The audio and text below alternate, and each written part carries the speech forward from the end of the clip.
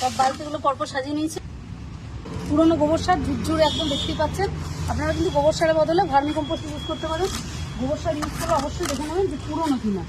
অনেকেই বলছিলেন যে মাটি তৈরি ভিডিওটা আবারও দেওয়ার জন্য, অনেকে যারা নতুন বন্ধু আছেন তারা অনেকেই দেখেননি, তার জন্য আবারও আমি মাটি তৈরি করে দেখিয়ে দিচ্ছি ঠিক কীভাবে মাটিটা তৈরি করবেন। তো এই যে পটটা যে দেখতে পাচ্ছেন, যেরকমই পট হোক, সেটা গামলাই হোক বা বালতি হোক, যে কোনো পটের ঠিক 20%, মানে আমি যদি ভাবি যে এই গামলাটা যদি আমি এটা 50% ধরি, হাফটা, তাহলে তার আরও হাফেরও একটু কম আমি 20% গোবর সার দিয়ে দিলাম। 20% গোবর সার, 40% মাটি, 40% জল, এই হচ্ছে মাপ। খুব সহজ হিসাব, খুব সহজে যে কেউ বাড়িতে সবাই তৈরি করে নিতে পারবে। অনেকে হয়তো ভয় পাচ্ছেন, অনেকে ভয় পান যে কী করে পদ্মের মাটি তৈরি করবো, হয়তো অনেক ঝামেলার কাজ। একেবারে ঝামেলার কিছু নেই, নানা রকম মাটি তৈরির পদ্ধতি আছে। এটা হচ্ছে সবচেয়ে সহজ পদ্ধতি সবার জন্য, এবং এই পদ্ধতিতে আমি যথেষ্ট ভালো রেজাল্ট পেয়েছি। আর কেমন গাছ হয় আমাদের সেটা তো আপনারা জানেনই। গোবর সার দিয়ে দিলাম। এবারে হচ্ছে দেখতে পাচ্ছেন ম্যাজিক ফুডও দিয়ে দেবো। ম্যাজিক ফুডের মাপটাও আরেকবার আপনাদের বলে দিই, যে এই যে এই বালতিগুলো, এগুলো হচ্ছে একদমই ছোট, খুব বেশি নয়, 12 লিটারের বালতি এগুলো। এর মধ্যে হচ্ছে 1 টিস্পুনের হাফ, মানে হাফ টিস্পুন যাবে, একদম অল্প, ঠিক এইটুকু পরিমাণ ম্যাজিক ফুড দিলেই কিন্তু এর যে কি গুণ, এর যে কি কামাল সেটা দেখতে পাবেন। তো এইটুকু করে ম্যাজিক ফুড দিয়ে দিচ্ছি আমি সব কটা পটেই। তো অনেকেই হয়তো যারা এই ম্যাজিক ফুড নিতে পারছেন না, বা যাদের কাছে যারা ব্যবহার করতে পারছেন না, তারা হয়তো অনেকে প্রশ্ন করতে পারেন যে ম্যাজিক ফুড না দিলে কি পদ্ম গাছ হবে না। তো সেক্ষেত্রে বলবো যে না, সেটা নয়, যে ম্যাজিক ফুড না দিলে যে পদ্ম গাছ হবে না সেটা বলছি না।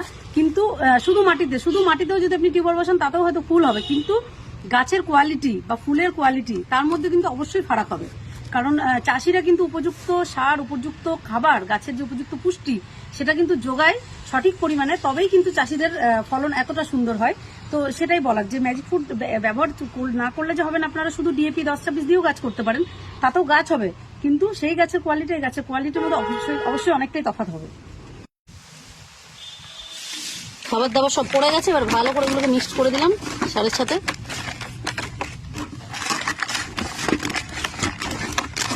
সুন্দর করে একদম ঝালমুড়ি মাখানোর মতো করে মাখিয়ে নিলাম, দেখতেই পাচ্ছেন। এটা থেকে যাবে একদম তলায়, এটা একসঙ্গে মানে ম্যাজিক ফুড আর গোবর সার যে মিক্সড করলাম এটা একবারে তলায় থেকে যাবে। এর ওপর ঢেলা দেবো হচ্ছে ফ্রেশ একদম ঝুরঝুরে মাটি, 40% মাটি বলেছিলাম, মোটামুটি 40% মাটি হয়ে গেছে। সমান করলে ঠিক হয়ে যাবে।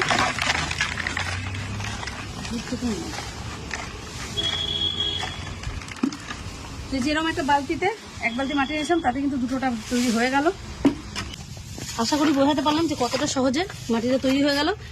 এই যে দেখতে পাচ্ছেন মাটির যে লাম্পসগুলো রয়েছে, বড় বড় ডালাগুলো, এটা তো কোনো সমস্যা নেই, যেহেতু এই যে 1 মাস আগে থেকে মাটি তৈরি করে, এটাই কারণ। জল দিয়ে রেখে দেবো, মাটিগুলো সব ভিজে যাবে। এখন 1 মাস 1.5 মাস আরামসে ভিজে খুব সুন্দরভাবে পাকের মতো নরম তুলতুলে হয়ে যাবে মাটি, কারণ এগুলো কিন্তু পাথর নয়, এগুলো ফ্রেশ মাটি রয়েছে, ডালা রয়েছে, ভিজে যাবে জলে। তো এইভাবে আপনারাও মাটি তৈরি করে রাখুন। এই জানুয়ারি মাসের এই সময়টাতেই সময় থাকলে আস্তে আস্তে মাটিগুলো তৈরি করে রাখুন। ফেব্রুয়ারি ঠিক মাঝামাঝি সময়ে, ঠিক গরমটা পড়লে তখন গিয়ে টিউবার তুলে রিপোর্টিং করবেন, বা টিউবার আবার বসাবেন এর মধ্যে।